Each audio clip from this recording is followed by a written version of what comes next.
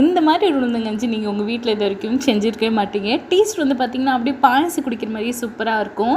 சின்னவங்கலேருந்து பெரியவங்க வரைக்கும் எல்லாருமே இதை ட்ரை பண்ணலாம். முக்கியமாக நெஞ்சு சளி வயிற்று புண்ணு இருக்கிறவங்க கண்டிப்பாக இதை ட்ரை பண்ணி பாருங்கள். உங்களுக்கு நல்லாவே ஒரு ரிசல்ட் கொடுக்கும். அது எப்படி செய்யலான்னு பார்க்கலாமா?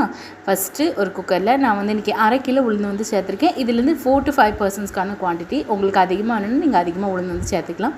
அது கூடவே ஒரு முழு பூண்டை வந்து இந்த மாதிரி தொலி உரித்து சேர்த்துக்கோங்க. தண்ணி அளவு பார்த்திங்கன்னா உளுந்து முங்குத அளவுக்கே வச்சுட்டு 5-6 விசிலுக்கு ப்ரெஷர் குக் பண்ணிங்கனாலே நல்லா வெந்துடும். இப்போது 5 ஏலக்காய் இந்த மாதிரி தட்டி வச்சுக்கோங்க. இப்போ உங்களுக்கு பார்த்தாலே தெரியும் உளுந்து வந்து நல்லாவே வெந்துட்டு, அது கூட வந்து 2 கிளாஸ் தண்ணி சேர்த்து நான் வந்து இன்றைக்கி மசிச்சு வச்சுட்டேன். உங்களுக்கு எவ்வளோ குவான்டிட்டி தேவையோ அதுக்கேற்ற மாதிரி தண்ணி ஊற்றி நீங்கள் எப்போவுமே மசிச்சு வச்சாதான் உண்டு. அதுக்கப்புறமா நீங்கள் தண்ணி சேர்த்திங்க அப்படின்னா டேஸ்ட் வந்து நல்லாவே இருக்காது. அது கூட வந்து இன்றைக்கி 1/2 கிலோ மண்டலம் நான் வந்து எடுத்திருக்கேன். 1/2 கிலோ உளுந்துக்கு 1/2 கிலோ மண்டலம் ஈக்குவல் ரேஷியோவில் நான் வந்து எடுத்திருக்கேன். உங்களுக்கு இனிப்பு காணலை அப்படின்னா நீங்கள் எக்ஸ்ட்ரா கூட சேர்த்துக்கலாம், எந்த பிரச்சனையும் கிடையாது.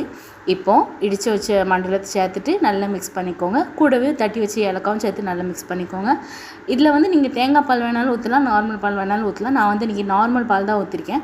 நார்மல் பால் நீங்கள் ஊற்றும்போது சூடு பண்ணி தான் சேர்க்கணும். அப்படியே ஊற்றிட்டீங்க அப்படின்னா உங்களுக்கு வந்து உளுந்தங்கஞ்சி வந்து கெட்டு போயிடும். இது வந்து மறுநாள் இருந்தாலுமே எதுவுமே செய்யாது. நீங்கள் பால் சூடு பண்ணி குடிக்கலாம், அவ்வளோ டேஸ்ட்டாக இருக்கும். அவ்வளோதான். பால் சேர்த்துட்டு நல்லா மிக்ஸ் பண்ணிவிட்டு ஒரு கொதி விட்டு இறக்கி கப்பில் சர்வ் பண்ணி கொடுத்தீங்க அப்படின்னா உங்கள் வீட்டு சின்ன பிள்ளைகள் கூட அவ்வளோ ரசித்து குடிப்பாங்க. முக்கியமாக இனிமேல் டீனேஜ் கேர்ள்ஸ்க்கு பேக் பெயினுக்கு ரொம்பவே ஹெல்ப் பண்ணும் பீரியட்ஸ் டைமில். கண்டிப்பாக ட்ரை பண்ணி பாருங்கள். Do try it.